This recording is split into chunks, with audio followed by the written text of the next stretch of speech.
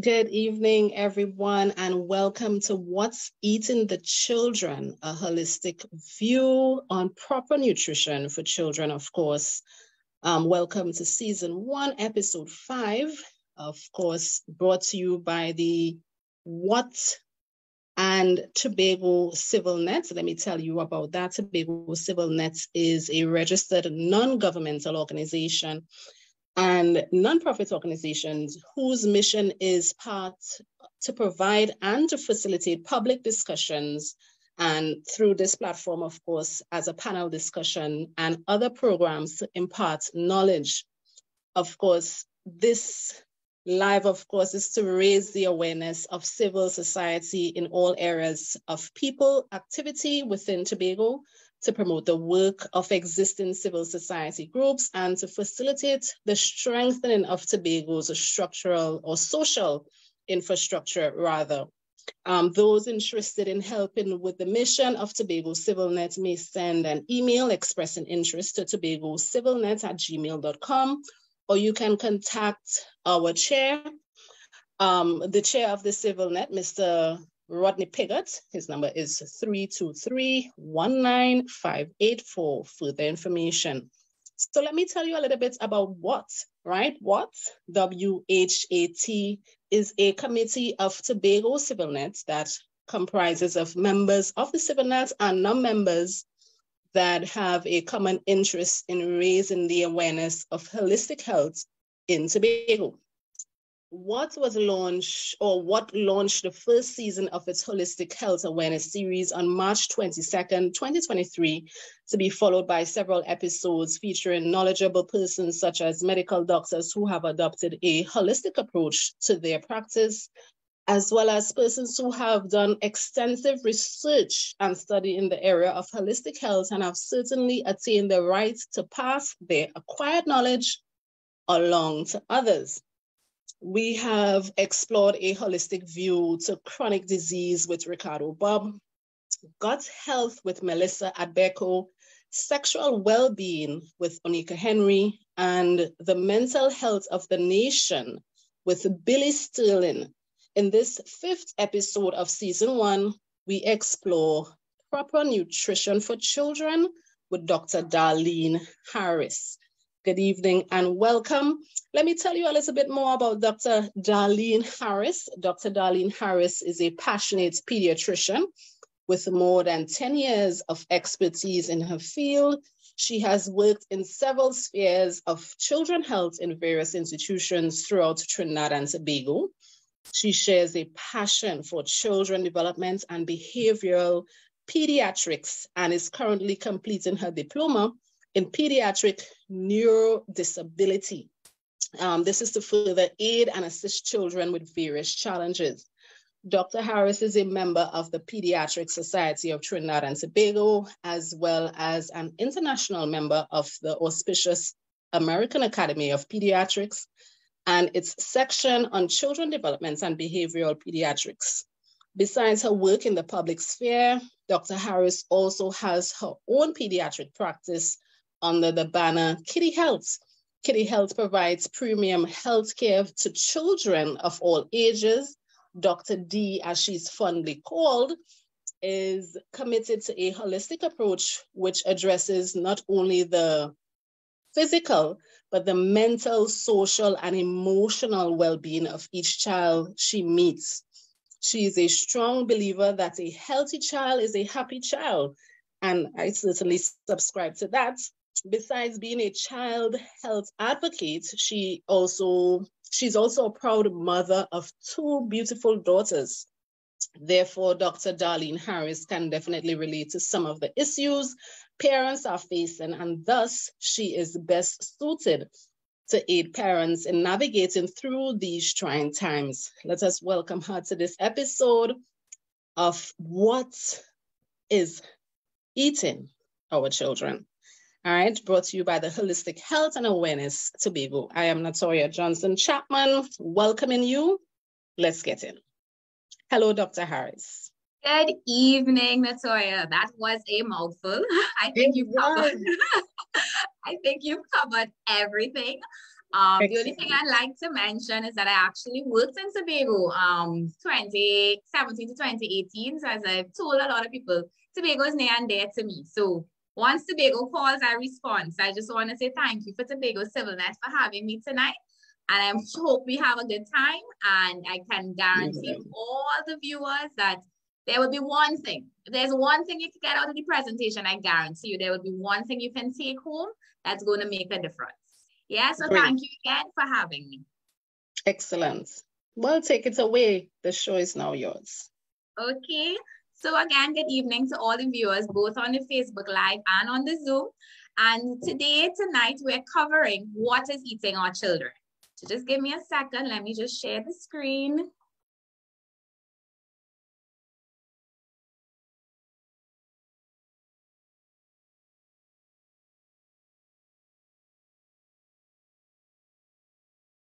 Right. We just need to give the technology some time to work. Right. So I think I'm sharing my screen. Right. So today's presentation that we're getting into is what is eating our children. I'm sure you all would have heard Mr. Piggott yesterday, both on Tobago Updates and Channel 5, and said to bring pen and paper. So I hope everyone has a pen and paper because, as I said, we're going to make it as interactive as possible. Although I'm not there to be physically meeting with you guys, technology and COVID has taught us that we can do this very effectively on a virtual platform. So let's get into it. We're going to cover a holistic view of proper nutrition for children. Right. So as well, I will ask for little comments, a little to put in the chat as we interact, as we go along. So on this pen and paper, I want you guys to write what was your child's last weight, or just an estimate, you know, how many pounds you think your child is, right? The other question is, yes or no, do you think your child is overweight or obese? And the third and the most important question, on a scale of 1 to 10, how would you rank your child's health? So for many of us, we may have more than one.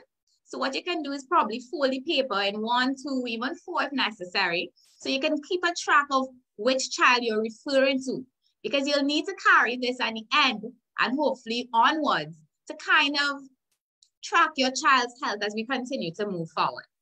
So I hope everyone has written down their answers, and we'll keep it till the end of our presentation. So I want to ask you guys a question. True or false? What do you guys think? Do you think it's true that Trinidad and Tobago is in the top 10 ranking of the world's obese children under 5 years old? True or false? I know for some it's like, not definitely Trinidad and Tobago not in that top 10 ranking. But surprise, surprise, we are. Trinidad is actually ranked number 8 in a recent survey put forward by the World Health Organization, who ranks the top 10 countries, or rather looked at the countries that ranked in terms of world obesity under the age of 5. So one thing we need to do, knowledge is always power. Knowing the facts is very, very important, because once we know the facts, we can then take this information to formulate ideas and strategies to counteract and to make change, which I think is what Tobago CivilNet is all about. So let's get into the facts. 39 million children, I just want to say that number again, 39 million children worldwide under the age of 5 years are classified as overweight. If we take it a step further, when we look at the older age groups of the children and the adolescents, we're looking at 340 million children. And this figure was actually put forward in 2016, pre-COVID. And research has shown that with COVID, the rates of obesity and children who are overweight increased rapidly and exponentially during this period. So I'm sure this number could be an easy 400 million if we do that survey now. But that is a lot. 340 million is a lot of children out there who are obese and overweight. Worldwide obesity has tripled since 1975. And again, we bring it home now, where Trinidad is the only country in the Caribbean to make that top 10 list. Imagine that. There are populations out there greater than Trinidad, but we made that top 10 list. As I said before, we're the 8th country with the greatest percentage of of obese children under 5. And other countries, to put it into perspective, in this top 10 listing included Libya, who was first, Australia second, Egypt, and Greece. I wanted to compare it to Britain and the US, because you know we always compare ourselves to those first world countries. And again, it's very alarming. Britain ranked 25th, and I am still shocked by it, but the USA actually ranked 52nd in this listing of countries. So it's important for us to be aware. It puts things into perspective from a global scale, as well as from a local and a national scale. Obesity is an epidemic. This is a problem. And with our numbers being as high as it is, being the only Caribbean country in the top 10, we need to do something about it. So I've been told many times by my parents when I've told them, you know, and if there are anybody whose children are named Jane and John, I apologize, it's just names I'm using. But I would say, Mommy, you know, John has, you know, when you plot him on his growth chart, he's overweight. And his parents are saying, no, Dr. Harris, you don't know what you're talking about. My child, he might be a little big, but he's not overweight. So I just want to kind of show you all what is overweight and obesity in children. How do we now, as the pediatricians and the healthcare providers, how do we rank them? So, no, this is charts that are used worldwide. So in some centers, we use the American charts, but in Trinidad, we use the World Health Organization charts, the Z-score charts, which ranks children's weight and height based on their age. So I want to just stick a little pin there. What I want to emphasize is that a lot of people look at weight only. Weight only does not determine if a child is overweight or obese. It takes into consideration 3 major factors: age, the weight of the child, as well as the height of the child. So children from birth to 5 years, what we use to determine if they're overweight or obesity is what we call the weight for height or weight for length charts. So usually, and of course, and that is based on the age, which we have gotten before. So you look at the weight and you look at the height. And this is what determines a child's being overweight, being obese, or even being what we call stunted in growth. So growth is what this is a reflection of, not just weight alone, but growth itself. So what we consider overweight is any child above this red line. I don't know if the pointer is working, I hope it is, but it's basically any child above this red line. And obesity is any child above the black line. So the science behind it basically is any child that are 2 standard deviations above the average. So you have the average, which is the green line, and anybody considered overweight are 2 standard deviations above that average line. And obesity is when there are 3 standard deviations above that average line. So it's not that we just watching a child and just, you know, estimating. It's not no estimating. There's actual facts behind what the doctors plot and what they do in clinic. Sorry, let's go back. The other side is children greater than 5. So once you cross 5, we actually calculate something called your body mass index.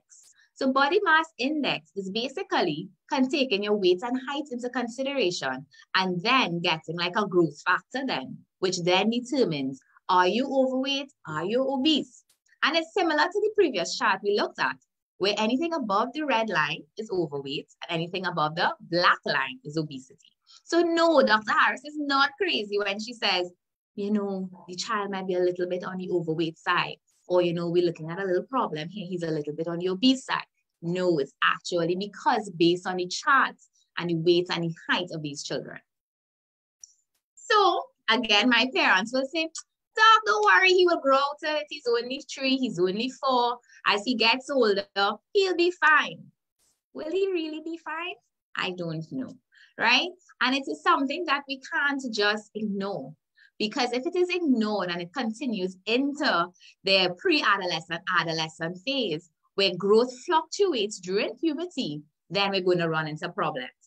What you're going to end up having will be overweight, obese adolescents, which will lead to overweight, obese adults. And if we don't try to hinder the process or mitigate the process or even halt the process, we're going to have a problem on our hands. So the answer to the question, no biggie, right? Yes, it's a problem and we need to address it now. So what are the concerns? Why is childhood obesity such a big issue? First of all, and this is why it's on the top of the list, not to be morbid, right? Because I try to be an optimistic person, but childhood obesity is actually linked to premature death. When you look at the research, it shows that there's more cases of premature death related to childhood obesity rather than being underweight.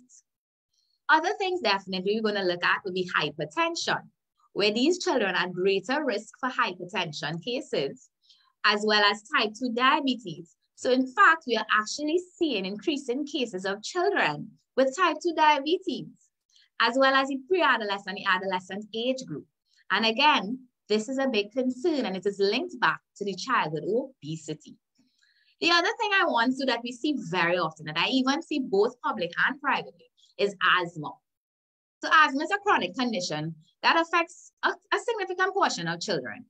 But what we found is that children who are overweight and obese, it's much more difficult to get control of the condition versus their other counterparts, because the weight itself compounds the issue. And this also is the same for sleep disorders, such as obstructive sleep apnea. When you talk to children who are overweight and obese and you ask them about the quality of sleep, or you ask the parents, do they toss, do they turn? And they will say yes. And again, the weight could be contributing to it. And another thing is that they stop breathing during their sleep. And this is very, very concerning to any parent, because I will tell you, I wouldn't sleep as a parent. So this is something we also need to look at. Cardiovascular disease. I don't know if any of you all have recognized that we are seeing cases of heart attacks in persons younger and younger as we go along.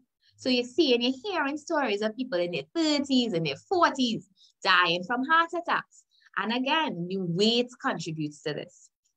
And I left this for last because this is very important and it actually will tie in later down, where depression and anxiety and mental disorders are also linked to obesity. The thing about it is we live in a generation where I tell people kids are mean, right? Sorry to put it so blank, but kids are a little bit mean. So bullying is a serious issue in school and people making fun of other kids in school. And this leads to mental disorders such as depression and anxiety. So yes, it is a big issue and yes, we need to address it as soon as we can. So I think we had a heavy slide with a lot of negativity just now. So just to bring some positivity into the mix. Why is it important to eat healthy? It supports your brain development. It supports muscles. It helps to achieve healthy weight, strengthen your bones, digestive system. All these different factors here comes from healthy eating. And if you can get all of this from healthy eating, I say, why not? Let's make a try. So the question becomes, how did we end up here?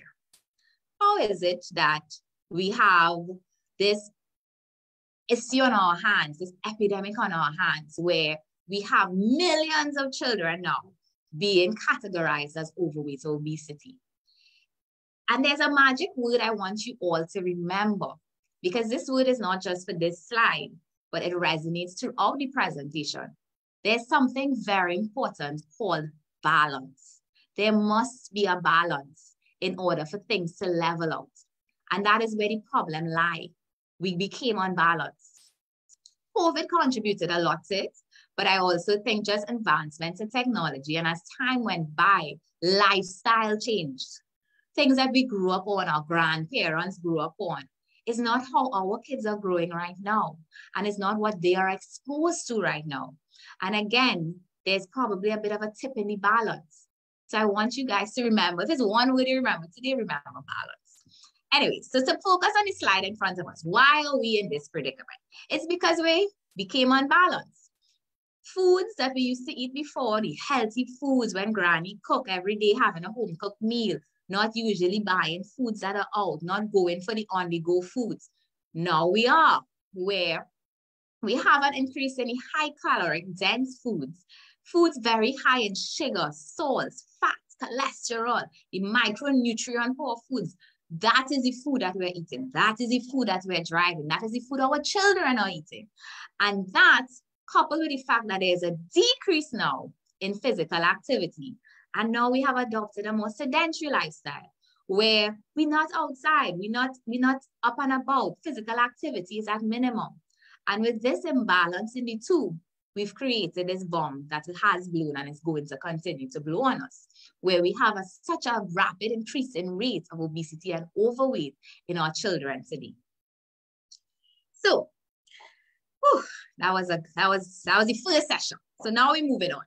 I hope everyone is still with me here, because this is the important part. What are we going to do? What are we going to do? We cannot let this continue. We can't let our children just continue to be overweight, obese, and lead to developing all those other conditions we mentioned in the earlier slides. We need to do something, and we need to do something now. So I want us to think about it from a stakeholder's point of view. Remember, these are children, right? The slides before addressed children 5 years and under, the 6 to 10-year age group. The adolescent may be the only group that could possibly have some sort of contribution in a stakeholder meeting. So these children are children. Their responsibility is to play, to learn, to explore their environment, and try to be the best that they can be. The responsibility now falls on the family. And I say family because, yes, we mean parents who might be the major persons, but it involves much more than just the parents, the grandparents, aunts, uncles, cousins, everybody, as well as the community. And when I say communities, because we now have to band together to look out for each other. An important part of the community, important in reducing this plight. Things such as making sure our parks are clean, making sure we can have exercise outdoors, right? Looking out for each other. Long has it gone now where we're not neighbors, we're not each other's keepers, and neighbors you don't even know. But that has to change, because this has to be a community also effort.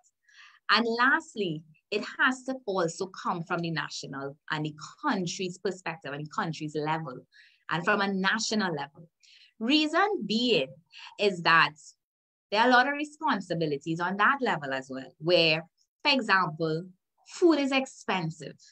I think we can all agree when we go in the grocery, the amount we're gonna pick up for what we have versus what we can pick up now is two totally different amounts.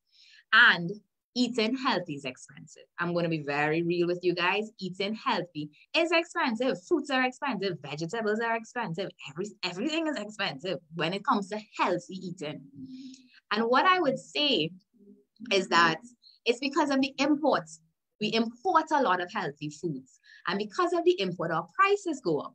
So what we need to probably look at is going back to agriculture and encouraging persons within our own countries and our own communities to basically grow foods that are healthy, that we can consume at a reasonable cost. I find that sound reasonable, but we shall see how that goes in the future. Because I can't change the national level, but definitely we can do it from our households, and that is important. The other thing I want to stress is sensitization. And that is why forums like this is important, where we can bring persons together to get the knowledge, get the awareness, and then take it out there and put it into action, because that is where the difference becomes.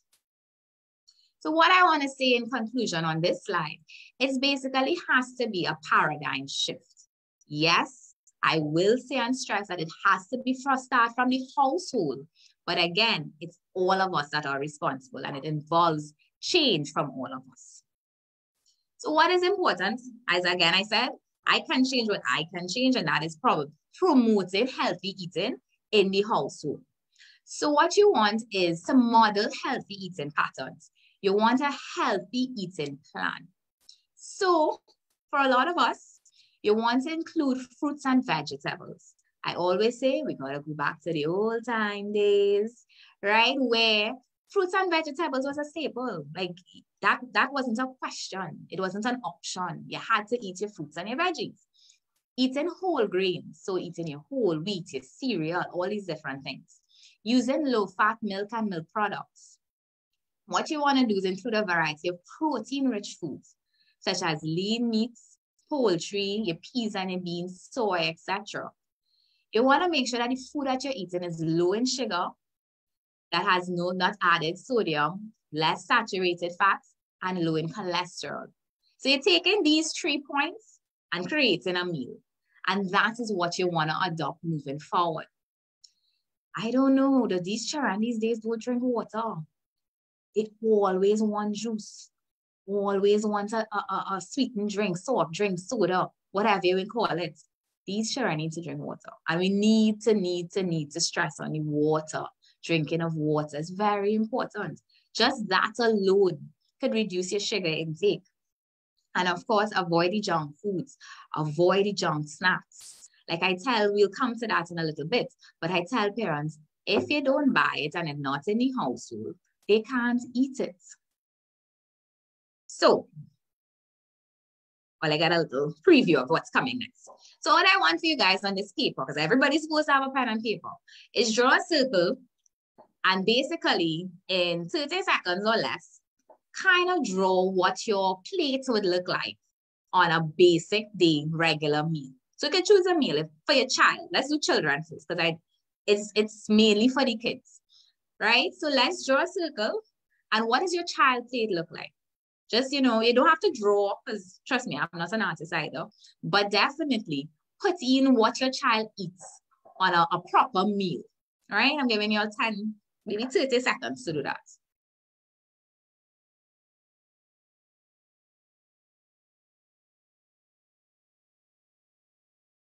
Right. So let's see how many of y'all, I don't know if we could raise hands in Zoom or even do a thumbs up. How many of y'all plate looks like this? Maybe 10, maybe we don't know, right? But this is what your child's plate is supposed to look like, right? This is what you call the my plate concept, which is basically trying to encourage, promote, and guide persons in healthy eating. So this is what your child plate should look like on a general day, where if you look at the plates, half of the plate is fruits and veggies. Again, I say half, not 1/3, 1/8, or a little portion on the side. It's half. So 1/4 is vegetables and 1/4 is fruits. So that's half of your plate right there. Then 1/4 will be your grains. So you're looking at like your cereal, your granola, your bread, your crackers, things like that. And then you do your protein, which is your poultry, your lean poultry, your fish. Tobago has a lot of fish, right? Your peas and your beans. And then, of course, you have your dairy products, which is usually a cup of milk, cheese, etc. So this is what your plate's supposed to look like. So I don't know how many of you want to take a snapshot so you can remember as you do your meal plans or your meal preps moving forward, what your plate's supposed to look like. What I also want to do is take up in here where we use a lot of oil. I don't know if it's a Caribbean thing, because even when you go to Jamaica, you find they cook a little bit with a lot of oil, right? Maybe it's Caribbean, but like when we stew in chicken, all of that oil, that is also something that needs to be reduced unless you're using like olive oil or proper oils, as well as how the food is prepared. Instead of frying the chicken and stewing the chicken, how about grill? Grill is a very good option. You could grill chicken, you could grill vegetables. All of these things are good options. So it's what we eat, but how is it being prepared as well is very important. So I share this slide because we are all guilty of it, right? Children need fruits and vegetables for healthy growth and brain development. So we're not alone in this struggle. I call it a struggle because we're not alone, right? So the Center for Disease Control in the United States, they actually did a survey in 2002, and it was published recently, February of this year, which looked at what is the intake of children in terms of their fruits and their vegetables. What it showed is that among children age 1 to 5 years, so among children age 1 to 5 years, it found that 50% did not eat a daily vegetable. That's 1 in 2, 50%. And it even goes further to show that 1 in 3 did not eat a daily fruit. This is important because it gives your child a strong start, including fruits and vegetables with meals and snacks every day. So some of us may ask, how much is really enough, right? And how much does my child need in order to be considered healthy in terms of the recommendations for the fruits and vegetables? So this, again, adopted from the USDA My Plate, which was the 2 slides before. This basically gives you a general idea and a practical idea of how much is enough. So for the younger toddlers and infants, 12 to 23 months, in terms of the fruits, half a cup is just enough. It don't have to be plenty. It just has to be there. And in terms of the vegetables, 2/3 to 1 cup. So for example, let's go a step further. A child 12 to 23 months is eating a mango, right? The whole mango is too much. It might just be a face alone, okay? That is enough fruit consumption, especially if the child eats 2 fruits a day. So practically, it's not going to be plenty, but it just has to be done on a daily basis. Children 2 to 4 years, 1 to 1.5 cups and 1 to 2 cups of veggies. The 4 to 8 years as they get older, the quantity increases, but it's still not a lot. We can do this. So I always tell parents, because they say, Doc, this child don't like to eat fruits. This child don't like to eat vegetables. She's giving us beans at home. It's not so much what we give them, it's how we give them. Children are very sensitive to their senses, and we have to be very wary of that. So one thing I tell parents, how does it look on the plate? If this not looking attractive, they're not going to eat it. They're really, really, really not. And the other thing I tell parents, for those with picky eaters especially, you need to be creative. You need to sometimes think outside of the box. And it may not sometimes be the food per se, but it could be how it looks, how the texture of the food, and even the smell of the food. So all the senses that are engaged could be what the turn-off really is on the food. And it may not be the food itself. So, as I said, it's not the what, but how. So you need to be creative. Sometimes think outside of the box. So like I always give this story that my first child was a picky eater. This child didn't eat nothing. I used to be pulling my hair out. And it's not to say for want of trying. So we used to try all kind of things. And then I realized I had to think outside the box. So I made plantain chips using green plantain and slicing it thin, baking it in the oven. And we tried all different things. Till I realized I've learned so much from that experience. So simple things. Like I realized you can't do any and everything with rice. If they don't eat the vegetables whole, then hide it. You can do rice, pumpkin rice, carrot rice, okra rice, bhaji rice, whatever type of rice, you name it. You just hide it up in that rice and you're good to go. Make your own mac and cheese. What I tell parents is grate the cauliflower, blend it in with the cheese that you're using, and they get the cauliflower. And you can tell them, well, you're adding a sprinkle of color by adding broccoli. And that's what I mean by being creative and thinking outside the box. These children, not like us, where, when your parents put the vegetables on your plate, no matter how long it takes, you had to eat it. No, they're not going to do that. So sometimes you have to think outside the box and become very creative to get the necessary intake that you're looking for. So we spoke about being creative. Rainbow of color is the next one. So children love color. So if you put mango, a little bit of cherries, banana, orange on the plate, trust and believe they will want to try it. And tell them it's a rainbow of color, right? If Skittles could do it and say taste of the rainbow, you do it too, taste of the rainbow.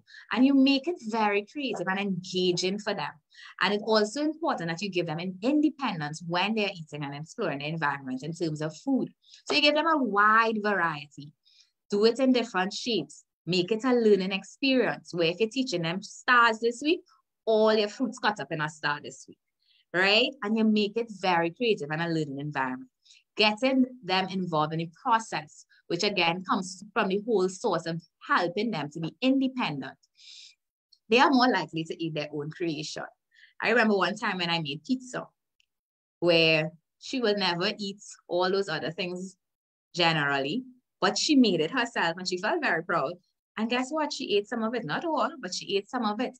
And that in the process alone really, really helps them. And I think that is where we as parents, yes, we're all busy. Yes, it's sometimes very hard to go through the creative process. But ever so often, it becomes necessary. And then you see the transition in them where they become more inclined to try new things. So I want to look at this because I also think we tend not to think about it a lot. Rethink your drink. So for many of y'all, your children will have a drink, whatever is in their lunch kit in school, whatever is their go-to. But do you know how much sugar is really in these drinks? So what the Diabetic Association of Trinidad and Tobago actually produced this really, really nice chart because it looks at the different drinks that our children are exposed to on a daily basis.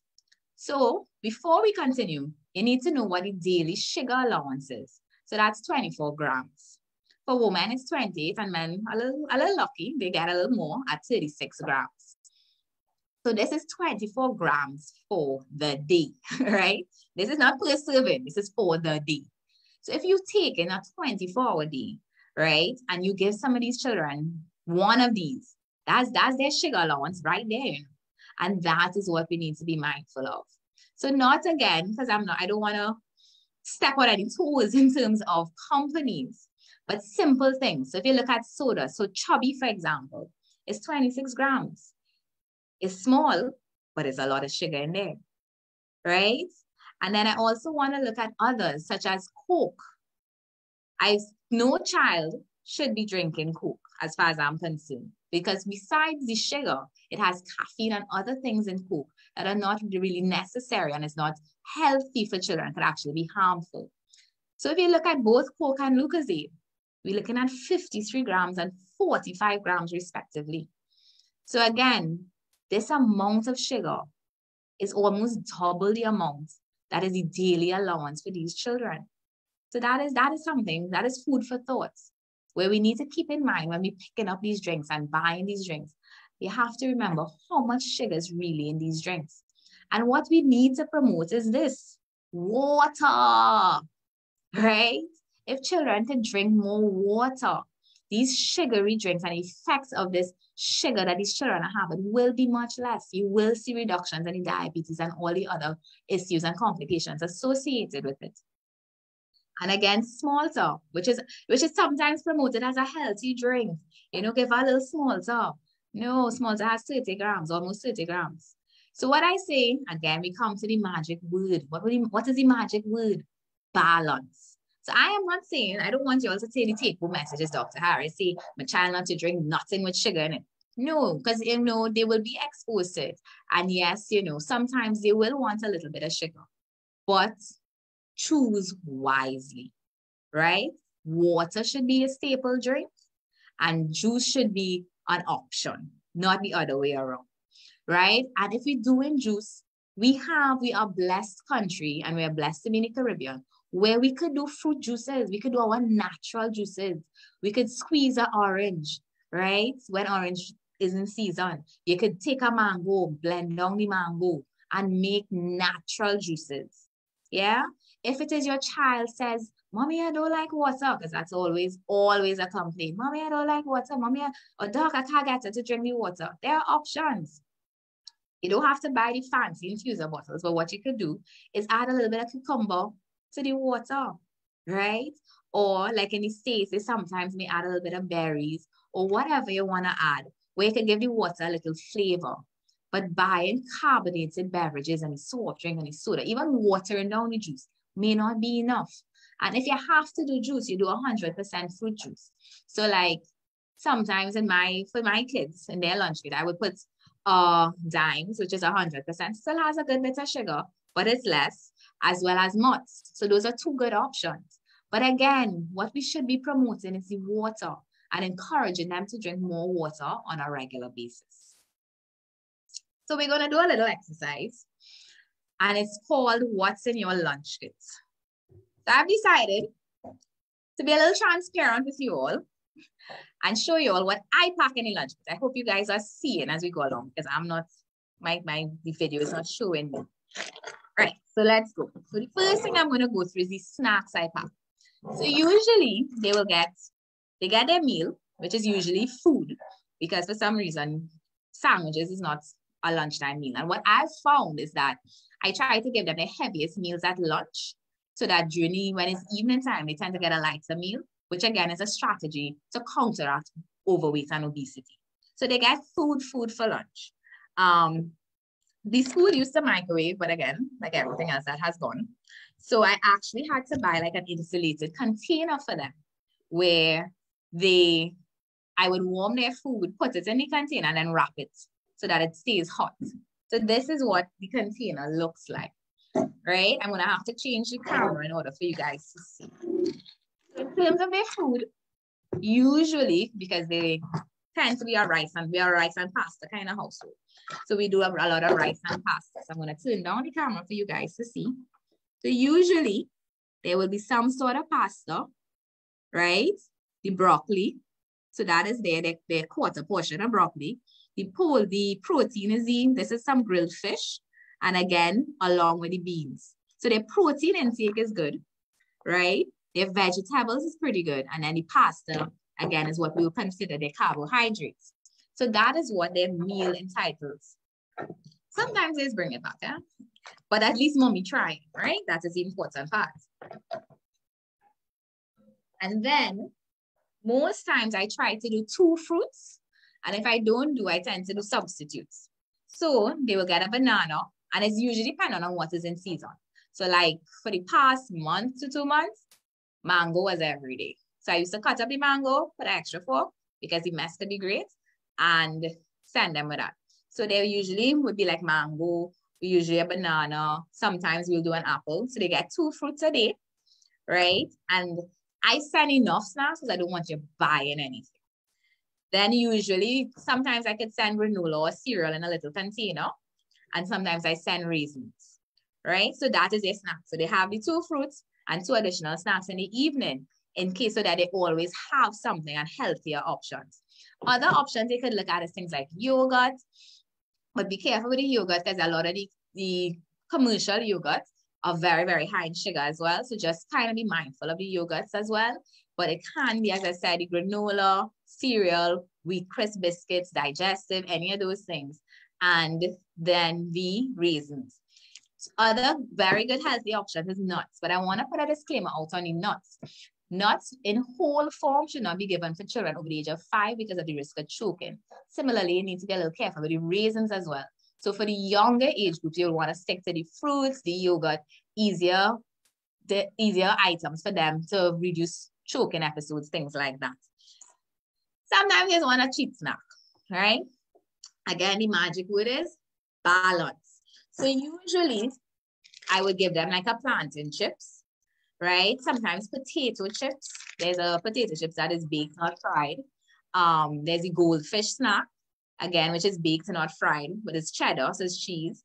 So I will send that in a container. Yes, they get a lot of containers for this food. And that will be their snack options. And of course, not to forget the water. So usually they'll have a water bottle about this size, and most times they come back without it, meaning they usually finish off the bottle. Because most times the school itself encourages the drinking of water rather than the juice. So sometimes you have to drink all the water before you even get to the juice, which is very important. And I think that is an important point as well, where schools need to be on board, where, again, if the school's not selling, and the children have no access to it, these children are not walking around with juice in their back pockets. We have to be giving them the juice, meaning the parents or the schools. So it's something that we need to adopt across the board. But it is possible to pack a healthy lunch kit. As I say, there are days when it's not so balanced, but we try. And when I say balance, again, I come to the other concept of cheat meals or cheat snacks. I am not saying, Dr. Harris is not saying that you have to do this Monday to Friday, every single meal. You can. There are days when you will feel for something that may not be healthy. But the magic word is balance. It must be balanced. It cannot be that you're eating junk food 3-4 times a week and you're not eating enough fruit and the children going to school with all sorts of unhealthy snacks. There must be balance. As I said, if it is your child eating healthy for the week, say, all right, we're going for ice cream on Sunday. And you increase with positive reinforcement. So the days where both used to work, it works, but it's not as effective as it is on this generation, where positive reinforcement is important. So they're eating healthy, they're doing the right things. Let's go for ice cream, or let's go by the park. Do something to give them that encouragement that they're doing the right thing. And as we said in the stakeholder meeting, this can't be the child alone. This has to be a paradigm shift, a mindset adopted by the entire family. Because an unhealthy child is an unhealthy household, right? Because it is both linked. So it has to be that the family, parents included, makes the decision to eat healthier. So we've covered a lot in terms of the nutrition. But I'm sure you guys remember the seesaw. I call it the seesaw, where we looked at the seesaw and it was both. It's not just the nutritional aspect and what they eat, but overweight and obesity is also linked to what is your physical activity like. Are these children moving? So again, we go back to the pen and paper. I'm giving you guys 10 seconds to write. How much physical activity do you think your child gets per day? How much? 30 minutes. How much? What physical activity do they do? Because running up and down the steps might be, but how often they're really doing that? What physical activity are they really doing or that we considering to be physical activity? And how much screen time do they get? So one of the things that we need to recognize is that our children not moving, meaning they're very common, especially now that they're on holidays. I can guarantee you that a lot of us are guilty where our kids are sitting down on the couch, they're in the room, they're on their tablets, and ever so often they'll say, "Mommy, bring me this, Mommy." And so they're going where they could go for hours and not move from that one spot. Especially if you have children, the boys, where they're into the video games and they're streaming with their friends and they get so caught up in this world of just sitting down behind the device that they're not moving at all, right? When they move, might be to go and have a shower because you're behind them constantly to go and have a shower. Or they might come to look for something in the fridge when you refuse to bring it for them. So we need to change from that. We need to get back moving. Gone are the days where during holidays, you go by your grandparents and you climb in tree outside with grandpa in the yard. That don't happen again as much as it used to. And we really need to encourage that. And that is where the community living comes in, where, Mr. Piggott spoke about yesterday as well, about the tribe and having a tribe, where the tribe now comes together and pulls each other together, especially the children, and get them involved outdoors. That is what we need. So the reason for having and being outdoor and for the need for physical activity is because it strengthens your muscles and bones. It leads to better cardiovascular fitness. It lowers your body fat, better focus, improves the cognition, and enhances the mood. Well, how much physical activity do you really need? So children, 3 to 5 years, should be physically active during the day. So that is not, there's no fixed requirement. I can't tell you, well, okay, 30 minutes, 15 minutes. Just keep them active, keep them going. And you see this age group, the 3 to 5, oh my God, they have the world of energy where they just, especially boys, all over the place. Let them go outside, let them run, play sports, do whatever, but just have them outside doing some sort of physical activity. The older ones, as they go into 6, the pre-adolescent, the adolescent, those are the ones that you're going to have a greater challenge with. And they actually recommend, this is CDC again, that they must have 60 minutes, a whole hour of physical activity during the day. So we need to put things in place to get this done. So how are we doing that? Tobago is beautiful in that regard, where it gives you the opportunity to do more outside things, I found. So when I lived there in Tobago, it came down to going to the beach every 2 weeks versus twice a year in Trinidad. So you all have the opportunities at your fingertips, right? You could go to the beach. To me, if I had it twice a week, come, let's go to the beach. And you don't have to stay long. It doesn't have to be a grand event. You just go, do some swimming, make sure that, they're active and they're in the water doing stuff. That alone is a lot of physical activity right there. And The benefit to this is for the younger ones, especially. When they come home, they're tired. So you want to get a break because they will probably eat and go and sleep. So yeah, carry them to the beach twice a week, right? Things like bike riding, playing in the park. Those are the things we need to go back to. Jumping rope. So what I've realized, a lot of these children, especially the girls, don't know how to jump rope, you know. So we as parents, especially mothers, need to teach them this jumping rope so that they could get into the habit of doing that, because that alone is physical activity. Dancing. And again, children have to have responsibilities, right? Where it doesn't have to be intense responsibilities, must be age appropriate. So they could do small chores. Washing the car is a lot of physical activity. When you're out there with grandpa and daddy, cut the grass, help in the garden, vacuum, all of those things are part of the physical activity. And I believe that not only at home, because they're going back, trust and believe they're going back to school in September, right? And it is also part and the role of the teachers as well to ensure that these children are up and about. Because when you look at it, during the term, they will spend about 8 hours in school a day. By the time they come home, do homework, right? Because we're going to come to sleep just now. By 8 o'clock, they're in their bed, right? So when that little window, we get them to do 60 minutes of physical activity, it may never happen, you know. Face facts, it might be a little bit impractical. But what I would say is that we can do it in school as well. So I think that all children should have at least one physical extracurricular activity while they're in school. There are a lot of children who say, Mommy, I don't like this, I want to drop out. No, you finish off the term and then we move on to something else, right? Encourage them to stick with things, not give up too easily. And with that, it will also help them to learn discipline. And it will also keep them physically active, right? You could do swimming, volleyball, whatever the school offers, one activity, right, is going to make a difference, right? And this is for the teachers now. We also need to be creative in the teaching styles, right? Take them outside, have a class outside for change, right? Encourage physical activity, incorporate that into the teaching plans. Do a scavenger hunt one day, carry them outside and say, okay, we're playing math hopscotch. Draw up your boxes with the chalk like long time, and you do little hopscotch exercises, right? Stretching during small breaks. So as the topic or as the subject change, let them do 10 jumping jacks on the spot. That takes literally a minute to 2 minutes to do. But in doing that, we are adding up the time for their physical activity. So as I said, the other thing I wanted to address is sleep, right? Children who don't get enough sleep is actually linked to children who are also overweight and obese, where I want to ask you all this. Do you think your child is getting enough sleep, right? Does your child have a sleep routine?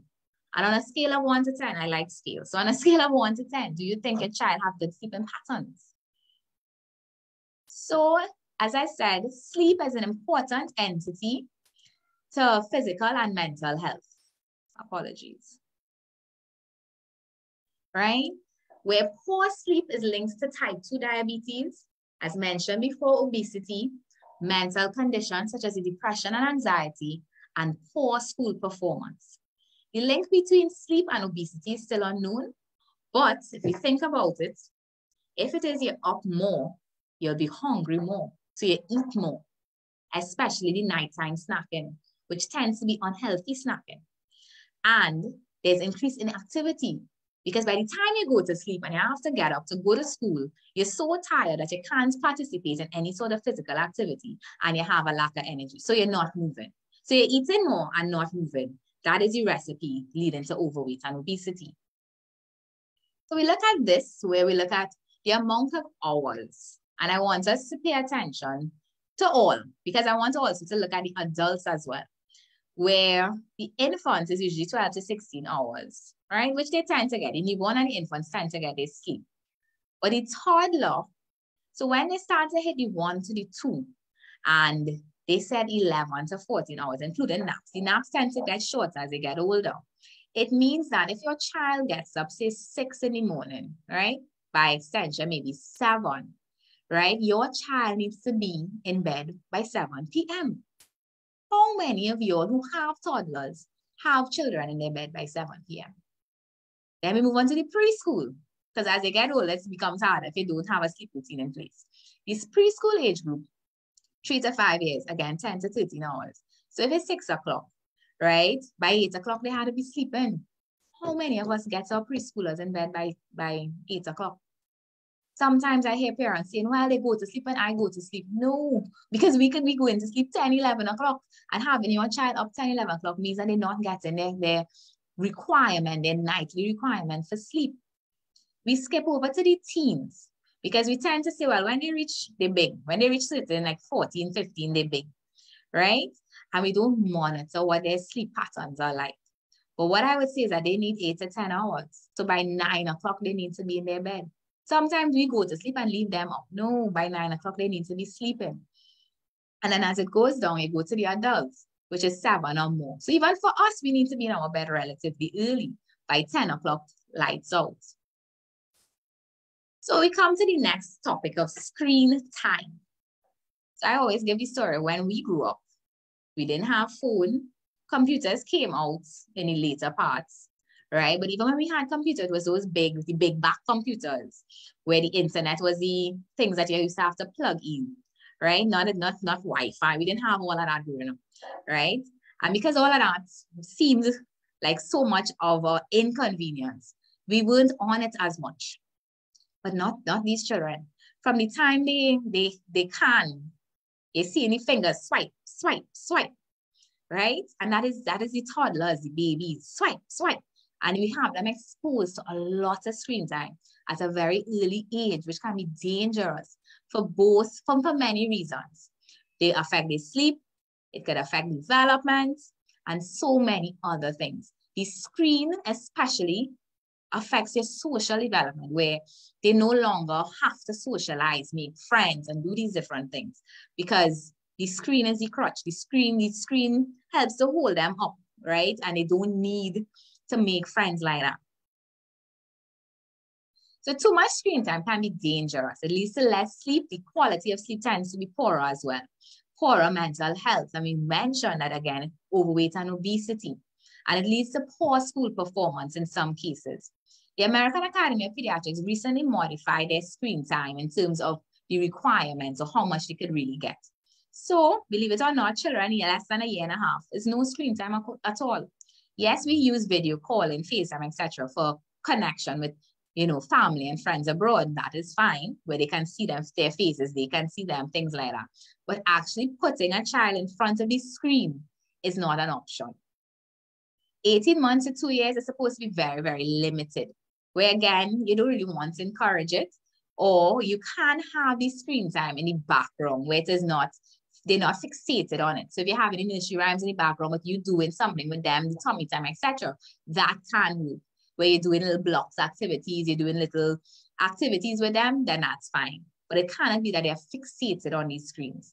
And as they get older, you're looking at maybe 1.5, 2 hours max, but not much. This is not a lot of screen time.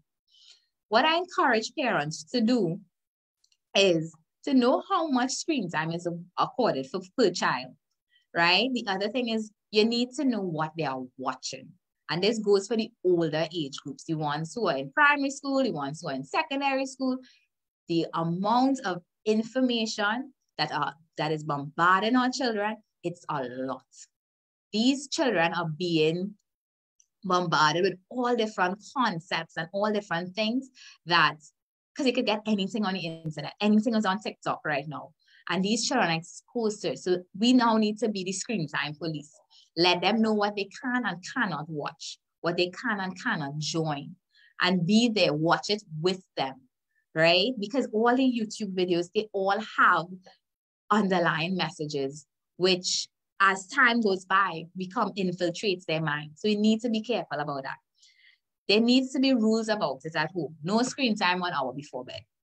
Usually you used to have a rule when we were growing up that you would watch the news and after news you go in your bed, something similar like that. So once you eat your dinner at 6 o'clock, 7 o'clock, there's no more screen time after that. If it is you'll have a family show that you want to watch before you go to bed, sure, no problem. But the screen time in front of the tablet, in front of the phone, that needs to be looked at and to be reduced.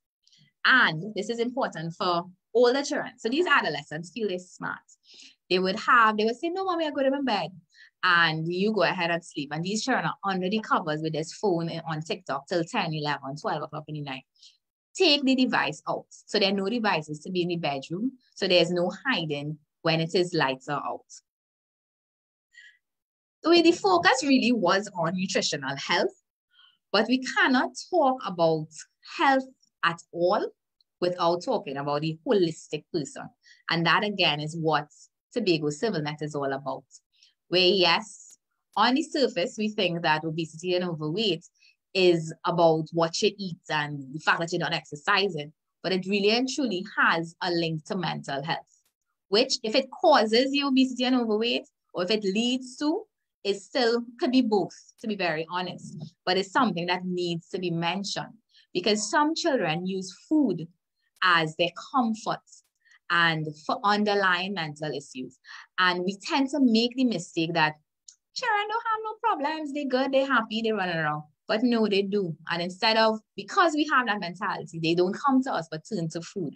And that is something we really, really need to address when we're speaking about trying to fight overweight and obesity in our children. So we need to know what our red flags are, right? But before I go on to that, be vigilant. So if it is you allow your child to eat in the room, ever so often take a check in the room, check in the cupboards under the bed, because you'll see the wrappers, the half-eaten snacks, things like that, because they're going to hide it from you rather than be very open about it. But we as parents need to pick up very early. So other red flags besides the food that you look out for is based on the age groups, as you'll see here, where there's in the toddler age group, disruption in sleep, disruption in feeding, right? Separation anxiety, where skills that they once had, they find that they're not performing as they used to before. Irritability, clinginess, social withdrawal, not playing with their siblings, things like that, very important to cue into. As they head into the primary school age, headache. See, headache and belly pain, that is the top two, where they always will come and say, Mommy, my head hurts, especially before they go to school. The headache, the belly pain, sometimes they may have constipation and diarrhea, things like that. And they may even lash out with the behavior that is not common to them. And that has to warrant some sort of thought. Is there something else going on? Are they having challenges coping in school? Are they being bullied in school? And these are just some of the flags to look out for.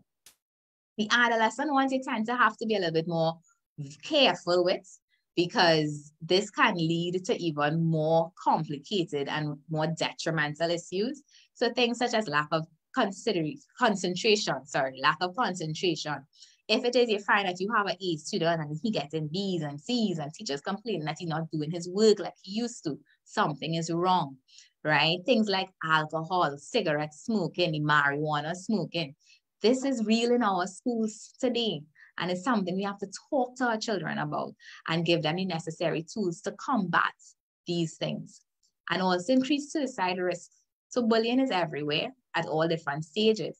But in the adolescent age group, it's a little bit serious, where now you're talking about suicide risk, talking about harming self-harming stuff, things like that you have to look out for. So we've made full circle. I went through what we eating, why we eating, why is this important, why we need to put a stop on this now. So I bring us back to that slide we saw at the beginning. How healthy do you think your child really is now? After having this presentation, how healthy you think your child is, right? We did the weight, we did our considerations in terms of the overweight or obesity, but that number rank that you gave your child, do you think it's still that number? Or do you think that it might be a little lower and we need to make the necessary changes to make sure our children is healthy? Because, as Natoya said, I'm a very firm believer. You see, a healthy child is a happy child. And if you have happy, healthy children, what that leads to is happy, healthy adults. So, if you want to contact me, these are my contact numbers. I encourage everyone on this forum today to follow our social media pages, both on Instagram as well as Facebook, because besides nutrition, we cover a lot of different areas that relate to children's health. And being a parent myself, I know what it's like to be on the flip side. I know the struggles. I have gone through them myself. And that is where I bring information from to help parents along the parenting journey so that you can really enjoy it. Because as they all say, it may sound cliche, before you know it, these children grow up and they're out there in the working world and they're adults. And you want them to be healthy adults that can navigate their environments. However, if you need somebody, right? These are my affiliates in Tobago. They may not be as sweet as me, but they're just as excellent. There's Dr. Montai from Paradise Paediatrics, who deals with the medical and the physical part of it. And there's Mr. Hanif Benjamin from the Center for Human Development, who is an excellent clinical therapist and clinical traumatologist that deals with the mental health aspects. These are my references. And the forum is all yours for questions. Let me stop sharing my screen. Hope everyone is still with us. Yes, we are still here. That was a mouthful, healthy mouthful at least. I hope so. Yeah, really appreciated the information that you shared. And, you know, I want to just congratulate you on being so passionate about what you do, because evidently it shows, right? It's so important to create a structure in the way in which you did. What's the problem? How are we going to solve this problem? You know, sometimes we don't realize it's a problem. We think that, okay, well, we have to eat to get energy, we have to eat to live and whatnot. But starting it off from the age of a toddler or a child, it's so important, because that is the result of a healthy community, healthy men and women, healthy husbands, healthy wives. And, you know, everybody will just be better. We'll be less angry. Trinidad and Tobago. A healthy Trinidad and Tobago. And it's a bit alarming that we are in the top 10, you say? Yes, we are. Wow. Wow. That is a big deal. And it's not something to boast about. So I'm thankful that you are part of the society that is helping to make the change. We have a few questions here, so let's get to them and see how quick we can have them answered. Yes. And thank you to all of you. Especially after I spoke about sleep, so I need to make sure that we get you guys in bed on time. Every single one of us, right? Right. Right. So let me go. I believe you answered this one, but how important is it for parents to eat healthy to encourage the child to develop this habit? Right. So if you could just answer this in a nutshell. So that in a quick nutshell, children emulate what they see. So if it is you provide them with a proper example, then you're on the right track. You cannot have children eating healthy and you chomping down on a box of KFC. It has to be a family approach, including the parents and other siblings in the household. Absolutely.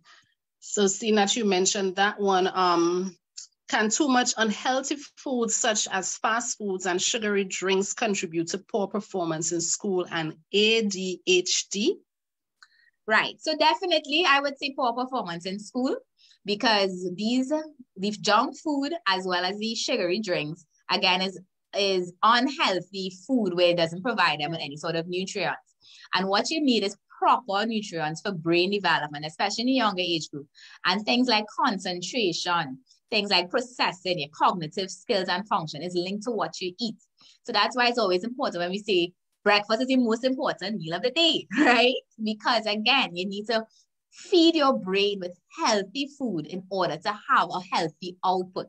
So yes, I would say definitely what you eat is linked to your school performance.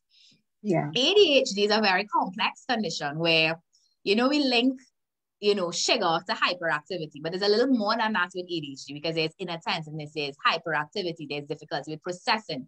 So I wouldn't say that there's a direct link, but again, children who might drink or consume a lot of sugar, they might be a little more fidgety in class, difficulty concentrating. So it's a combination of healthy eating leads to healthier outputs. What you put in is what you get out. Absolutely. Absolutely. I definitely subscribe to that. So let's get to our next question. Nutrients dense foods are often more pricey than foods that lack sufficient nutrients. Can you compare that to the cost of being sick, missing school as a result, etc.? The thing about it is the cost of being sick, right, is not just a financial cost, right? Yeah. If you are sick, right, especially a child, so walk with me on this one. Your child is sick, a parent has to stay home. So you cannot earn. So that's affecting you even more financially. Then the other issues where the child is missing school. So the impact of that alone to catch up, because school's not easy. Yeah? When you miss one day of school, it's like you miss a month of school, right? Yeah. So you now have to catch up both as a child and parent, right? And it is actually found that unhealthy eating increases the risk of other illnesses. We mentioned asthma, where there are more frequent asthma attacks in children who are overweight and obese, right? Things like some simple things like maybe even getting the cold. All those things are linked because besides the food, you have to remember that they're not getting the micronutrients, the vitamins, the minerals, which all have immunity properties in it that protect you from getting sick. So eat healthy and let's not have to, yes, I would love for you all to come by me, but I prefer you all stay in school and eat healthy. Absolutely. All right. Another quick question. Do you have a website? How can persons contact you for follow-up questions and concerns?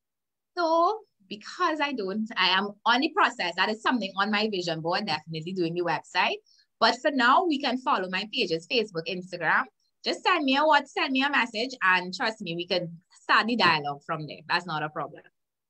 Great. And lastly, should parents can you share that information via the WhatsApp information for us? Sure. Let me put it in the chat, or you want me to? I can share it right now. The WhatsApp number 788-6157 or 728-8452.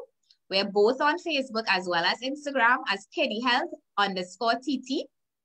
And you can also send an email. But again, I encourage everybody to follow our pages as well, because the information is there. So if it's one thing, I feel like I'm a child health advocate to share the information, to really empower the parents especially. Excellent. Yeah. And this last question, should parents be mindful of foods that are GMO, that is genetically modified, and may contain hormones such as some fast food chicken chains? Right. So my answer to that is eat what you cook, right? Eat what you cook, eat what you grow, right? Because it's more than likely that natural foods that are grown from the backyard or from the farmers within the community, as well as, getting the chicken from the poultry depot or any community, those foods are less likely to have the GMOs and all those other harmful substances rather than the junk food. I'm not knocking any companies, but it is always better to eat what you grow, right? And eat again what is in the community, because we don't know how the other foods are being prepared. Yeah. And Doc, I would say knock it, because if you don't knock it, then we can't make a change, so if we have to knock it, we have to knock it, and we want to make the change. We want to have persons healthier. And as I say, bring back the old time days, I commend you for cooking for your children, giving them a lunch bag with, the main meal, snacks, and everything extra. So, taking a little $5 to school might not be a big thing after all, because they have everything they need, because most of these snacks that they have are so saturated with sugar, as you would have explained, a lot of cornstarch and syrup and these things involved as well.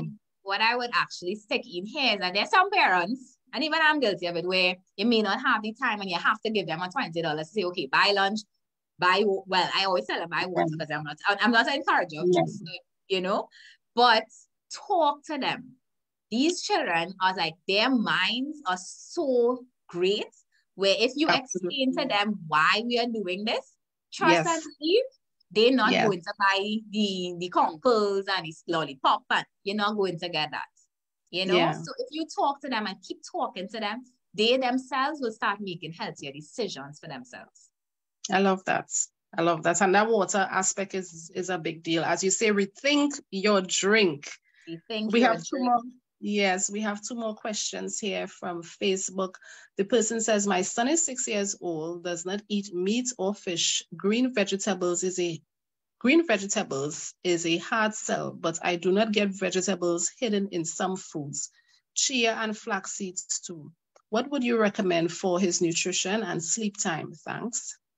Right. So in terms of the nutrition, what I would recommend is definitely, if you all are not eating, if he doesn't eat meat, then you need to make sure not eating meat is his protein is what you need to look at. So if he's good on the legume side, where he eats his peas and beans, probably try soy, do a little soya chunks, things like that. That will help to cover the protein. Because again, that's why I try to make sure everybody have the little things to stick in their memory. Remember the my plate diagram. So you want to make sure that they have something from every side. The veggies now, you can do it in different ways. Think outside the box, right? So if it is, he's not a rice eater, because that's how I did mine. I put everything in rice. But for example, if he likes bread, right? I don't like to make bread, but if he likes bread, then now maybe you had to start making some bread, right? Throw in some zucchini, throw in all kind of thing into the bread. If he's older, like older than 2, you can even do muffins, carrot muffin, any kind of, you can throw it into a muffin. And if that don't work and all fails, make a smoothie. They love to drink things. Make a smoothie, make a punch, do a little beetroot punch, right? Try to avoid the condensed milk and all the other sugary stuff with it, but do a punch, put in some kale and some fruits together, and he might drink that. Nice. And another question from Facebook. Do you think it's healthy for a child to be vegetarian or vegan considering the development needs they have? Because there are options. The concern is that if you're being vegan, that is not a problem. You know, that is a personal decision, both on the family side, the parent side. But there are options. As I said, being vegan in greatest concern is for protein. So therefore, you have to compensate it from a different angle, where you look at your peas and beans, you know, you make sure that they have a lot of protein in, they have their eggs. All of that is important from that aspect. Or even if you do soy. And some vegetarians may just be meat, so you can do fish, right? Do salmon, do whatever fish you have available to you. But it's just a matter of compensating where the deficit is for some sort of other substitute. So definitely you can be vegan. I have patients who are vegan and the children are healthy. It's just you have to find a way to include everything. Remember, the magic word is balance. Indeed, indeed. Excellent. Let's see if we have any more questions here.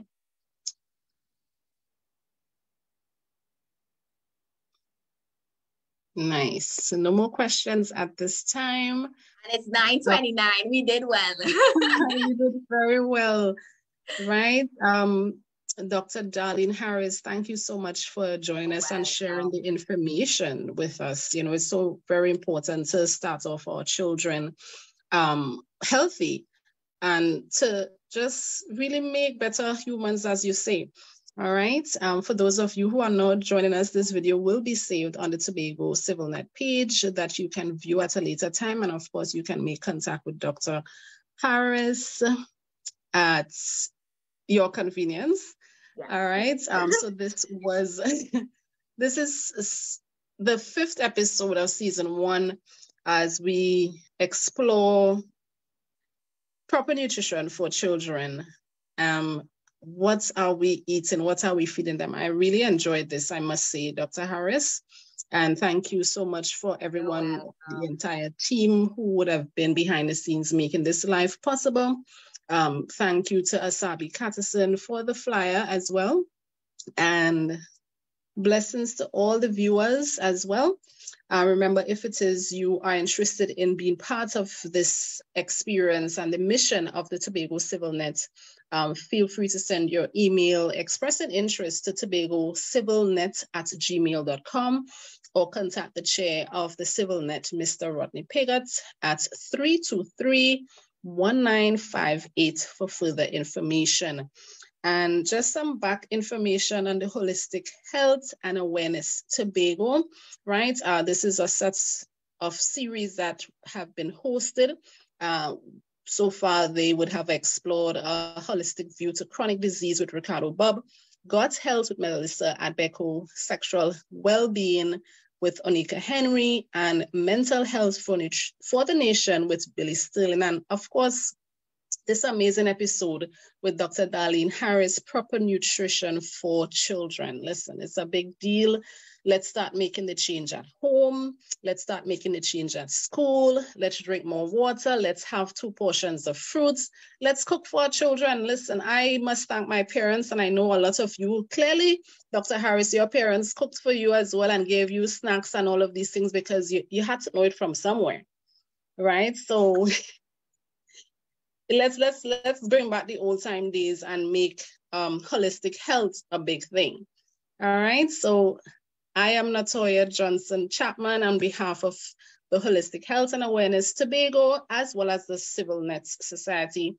Wishing you a wonderful night. Thank you so much for joining us. Stay tuned for episode 6 and of part of the season 1. Dr. Harris, any closing remarks? Just remember the keywords balance, and a healthy child is a happy child. Absolutely. Yeah, you all enjoy your night. Take care. Lovely. Thank you so much for joining us, guys. Have a good night and stay healthy and drink your water.